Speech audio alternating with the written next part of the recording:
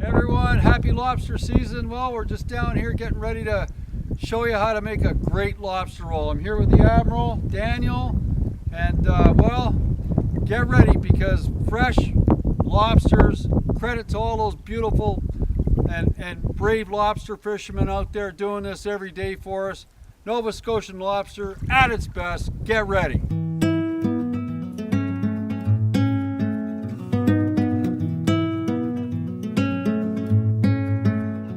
So here we are, folks. We're back and we're getting ready to steam these babies up. I can taste them now. I smell that sea salt.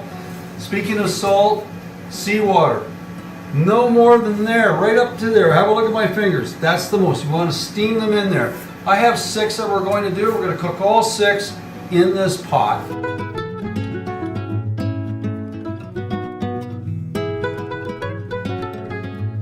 One thing you never do, holding a sharp knife, is you never cook them with the bands on.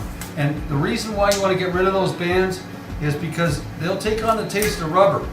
So first guy in, have a good day. There's 20 minutes, and I've already got a timer over there. You don't see it, but 20 minutes, these guys will be perfectly cooked. And in they go, just like so.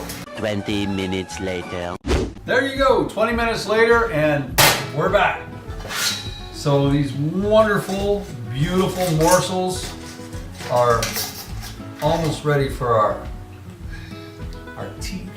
So get them in there, and well, it's pretty simple. We're just gonna put them here, let them cool down a little bit, just a little bit. All right, out you go. Hi baby, you're ready for me. And this and that Lacadie and Pinot Grigio with this, with clarified butter. Ooh. There's no better way to resume our cooking show, Capt'n Kenny's Fresh, the Captain's Galleys, than making a dedication to my father, Charles Walter, who passed on Easter Sunday, this past Easter Sunday. So to my father up there, this is for you. Miss you. Hang in there, Dad.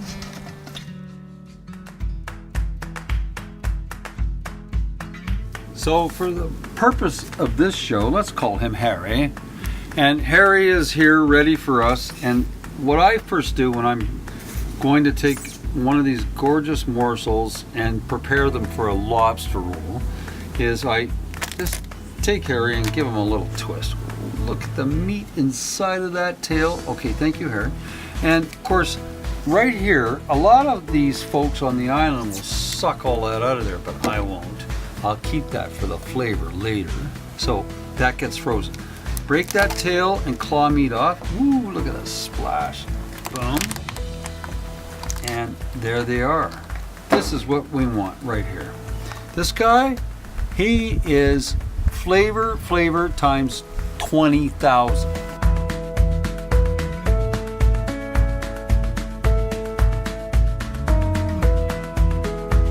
So we're going to take these guys and get them ready for some meat.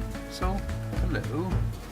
So a little cleavage on the wacka lobster. Hear that? I could have been a musician if I tried. Here we are, and off we go. Look at that succulent meat sitting there for us. I can't help myself. It's going in my mouth.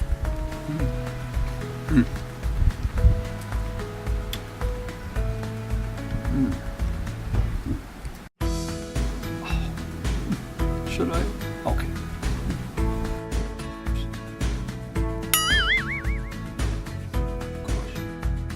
We're going to just peel this off. Oh, there she is, ready for us. 20 minutes in seawater. This is what you get. That beautiful piece of succulent tail meat. And then we're going to cut this into medallions and get it ready for the lobster roll.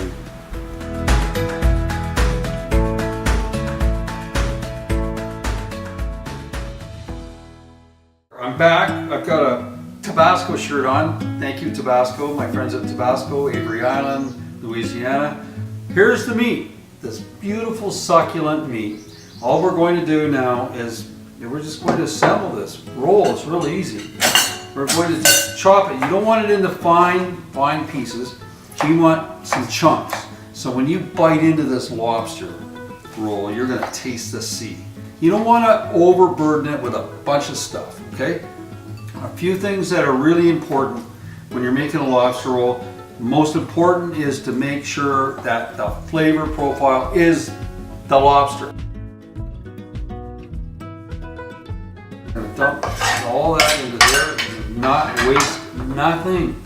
A little bit, and I say a little bit, it's all I say, of fresh chopped parsley and some, I call it the main artery of the celery stalk.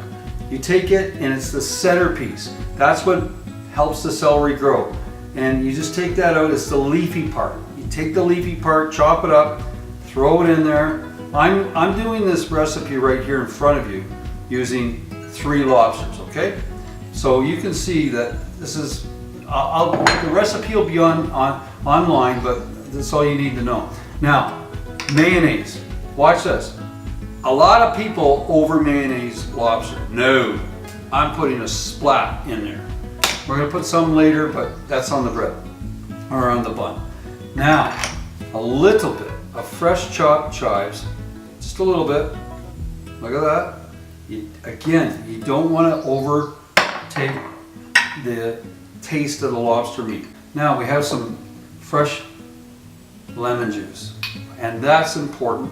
1, 2 tablespoons of lemon juice, a little bit of cracked black pepper, that's it. And now, the most important, Tabasco. Tabasco brand pepper sauce, capsaicin pepper, aged 3 years in oak barrels. You put a splash of this, it enhances, it kicks it up a notch. 1, 2, 3, 4 splashes of that. That's all you want. Take this spoon and we're gonna whisk it. You don't want it dripping in mayonnaise. That's the last thing you want. Look at that. Have a look. Wonderful. I've got some beautiful rolls here. You can get them anywhere. I happen to be using Ace Bakery today. I went and bought them fresh and they're gorgeous, they're perfect, and we just want to put them down and we're going to toast them a little bit. I'm making 2 rolls here. While we're waiting for that to happen, here comes the Lacadie Pinot Grigio from our friends at Yost Winery. When you marry this with a lobster roll, you're in heaven, folks. Okay, so here we go. Real simple. I am just going to assemble this, a little bit of mayonnaise, and we're going to put some nice lettuce on both sides. I'm using romaine. You can use head lettuce, but I like to use romaine. And it's nice and crunchy and crispy, ready to go. Now, the fun part, these big, gorgeous chunks of morsels. The sea queen, as I call her, coming on top. Look at this. This is a lobster roll of the first degree. Whoa. And fresh chopped chives from my organic garden, which I'm very proud of. They're coming up. A few of those. Look at this. And get ready. Meet you on the deck now. So as mentioned before, this is a very special moment for me. This is a dedication to my father. He loves seafood. He's been here, been on the deck when Daniel was a baby. Came here and I'm very blessed to have a wonderful family, and this summer is going to be extremely special as I'm going to unveil a lot of different recipes that a lot of folks liked on the truck. So please everyone, if you enjoyed this series, like the show, please like, share, and subscribe. On that note,